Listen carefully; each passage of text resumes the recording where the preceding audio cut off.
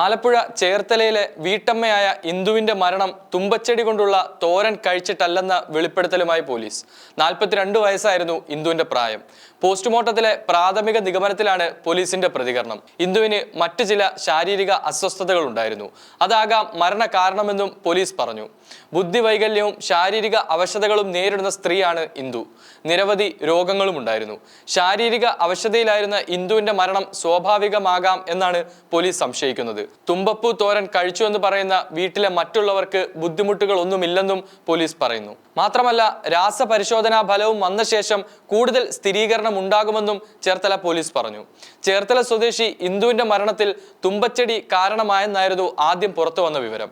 Cherthala x-ray junction സമീപം താമസിക്കുന്ന ഇന്ദുവും മറ്റു കുടുംബാംഗങ്ങളും വ്യാഴാഴ്ച രാത്രി തുമ്പച്ചെടി കൊണ്ടുള്ള തോരൻ കഴിച്ചിരുന്നു. പിന്നാലെ ഇന്ദുവിന് ശാരീരിക ബുദ്ധിമുട്ടുകൾ ഉണ്ടായി എന്നാണ് വീട്ടുകാർ പറയുന്നത്. ആദ്യം ചേർത്തലയിലെയും പിന്നീട് നെട്ടൂരിലെയും സ്വകാര്യ ആശുപത്രിയിൽ പ്രവേശിപ്പിച്ചെങ്കിലും ജീവൻ രക്ഷിക്കാനായില്ല. ഇന്ദുവിന്റെ മരണത്തിൽ പോലീസ് അസ്വാഭാവിക മരണത്തിനായിരുന്നു ആദ്യം കേസെടുത്തിരുന്നത്. തുമ്പപ്പൂ തോരൻ കഴിച്ചതുകൊണ്ടുള്ള ഭക്ഷ്യ വിഷബാധയാണ് മരണകാരണമായതെന്നായിരുന്നു FIR. എന്നാൽ അപ്പോഴും മരണകാരണം തുമ്പപ്പൂ തോരൻ തന്നെയാണെന്ന് പോലീസ് ഉറപ്പിച്ചിരുന്നില്ല. പോസ്റ്റ്മോർട്ടം റിപ്പോർട്ടും രാസപരിശോധനാ ഫലവും വന്നാൽ മാത്രമേ മരണകാരണം കൂടുതൽ വ്യക്തമാവുകയുള്ളൂ എന്നായിരുന്നു പോലീസ് വ്യക്തമാക്കിയത്. അതാണ് ഇപ്പോൾ തെളിഞ്ഞിരിക്കുന്നതും.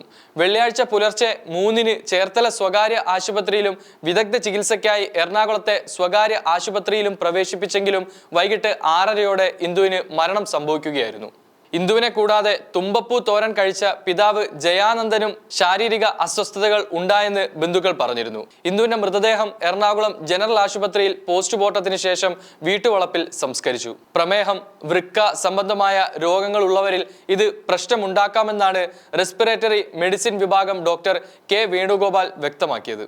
അതേസമയം തുമ്പപ്പൂ അല്ലെങ്കിലും സമാനമായ സംഭവം കഴിഞ്ഞ മെയ്യിൽ ആലപ്പുഴയിൽ സംഭവിച്ചിരുന്നു. അന്ന് അരളിപ്പൂ ആയിരുന്നു വില്ലൻ.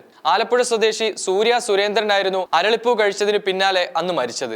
UK യാത്രയ്ക്കായി വീട്ടിൽ നിന്നിറങ്ങിയ സൂര്യയുടെ അപ്രതീക്ഷിത മരണത്തിനു പിന്നിൽ ഫോണിൽ സംസാരിക്കുന്നതിനിടയിൽ അറിയാതെ വായിൽ വെച്ച അരളിപ്പൂവാണെന്നാണ് പ്രാഥമിക നിഗമനം. അരളി ശരീരത്തിൽ ഏതളവിൽ ചെല്ലുന്നു എന്നതനുസരിച്ചായിരിക്കും ഗുരുതരാവസ്ഥ. ചെറിയ അളവിൽ അരളിച്ചെടിയുടെ ഭാഗങ്ങൾ വയറ്റിലെത്തിയാൽ വയറിളക്കം, നിർജ്ജലീകരണം, ഛർദി തുടങ്ങിയവയാണ് ഉണ്ടാവുക. വലിയ അളവിൽ കഴിച്ചാൽ ഗുരുതരാവസ്ഥയിലാവുകയും മരണം വരെ സംഭവിക്കുകയും ചെയ്യും.